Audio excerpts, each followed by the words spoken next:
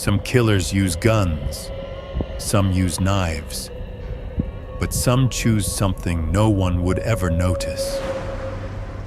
This is the story of a man who killed using nails. He was quiet, he looked unplanned, and for a long time, no one took him seriously.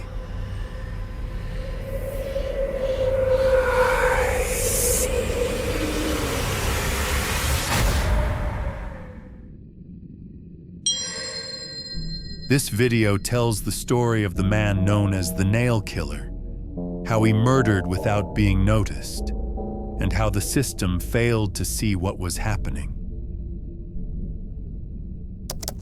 That day, dispatch sent officers to the home of an elderly couple who had not been heard from for several days. In rural communities, delays are not uncommon. Initially, the call seemed routine, but when officers opened the door, the silence inside was immediately unsettling. The house showed little sign of struggle or forced entry, yet there were two bodies. For investigators, the scene had a clinical, quiet horror. Closer inspection would reveal small but telling anomalies: metal penetration marks around the head and eyes, evidence of a foreign object embedded in soft tissue. First observation: this was not a burglary gone wrong. There were no signs of a violent struggle, no displaced furniture, no obvious motive of theft. The actions suggested intent and control. The perpetrator had acted with precision and without leaving a chaotic trace. Initial autopsy reports clarified the cause of death. Small metal objects, nails, had penetrated cranial tissue and caused fatal injuries. This was not blunt trauma alone. It was a distinct and purposeful pattern of injury. Hemorrhage patterns, angle of entry, and bone damage indicated close-range, deliberate application. Investigators collected material evidence from the scene: shoe impressions, fingerprint swabs, and items potentially used in the assault. Certain items, fragments of a small hammer and several long nails, were cataloged and sent for analysis. Those items would later form a critical part of the forensic trail. The victims shared a profile: older adults, living alone or in quiet households, with no known active threats or disputes. Neighborhood inquiries revealed these were not people entangled in risky social dealings. They were ordinary residents. Valuables remained in place. Another signal the attacks were not motivated by theft.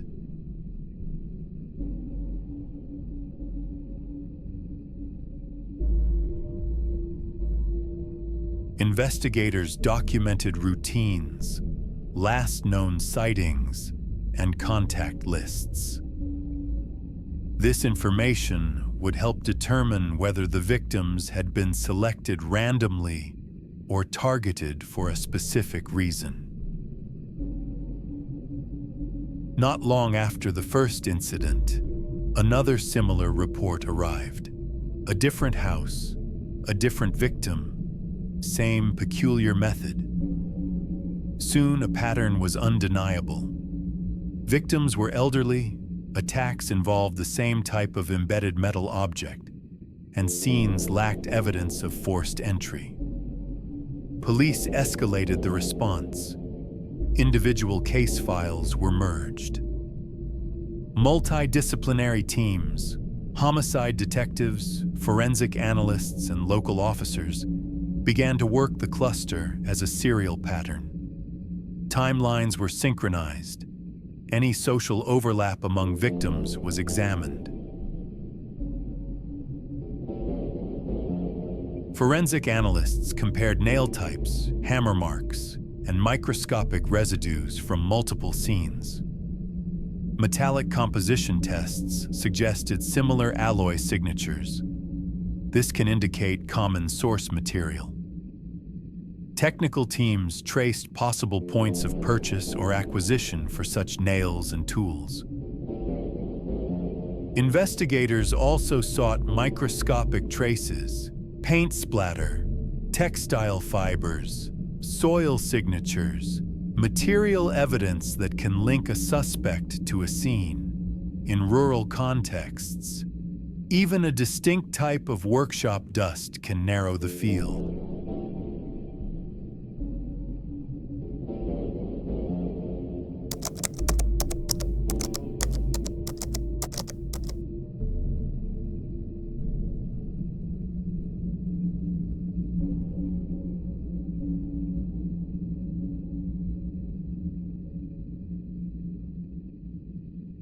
The turning point in the investigation came through an unexpected visit. A person close to the victims grew concerned after not hearing from someone for several days and decided to check on them. The door was open. Inside, they found a body lying motionless on the floor. The victim had been nailed through the head, gravely injured, yet still alive.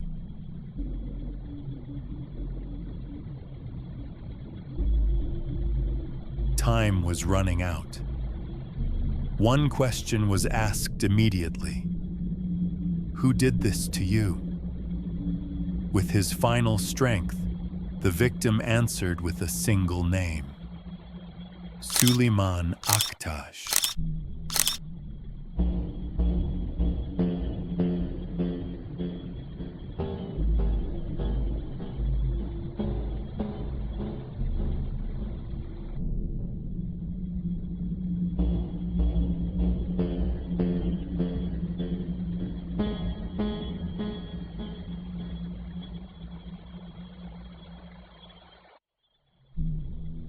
That statement changed the course of the investigation.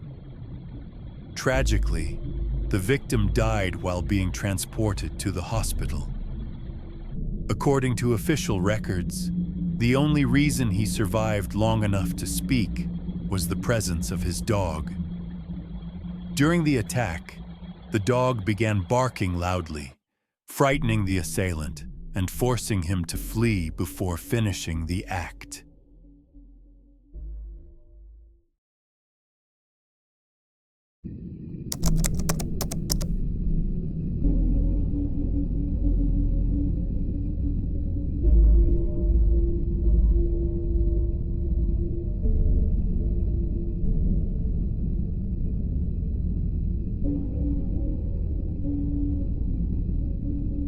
That small detail, a dog's bark, became a critical break in a chain of murders. From that moment on, the case was no longer about an unknown suspect. Investigators now had a name: Süleyman Aktaş.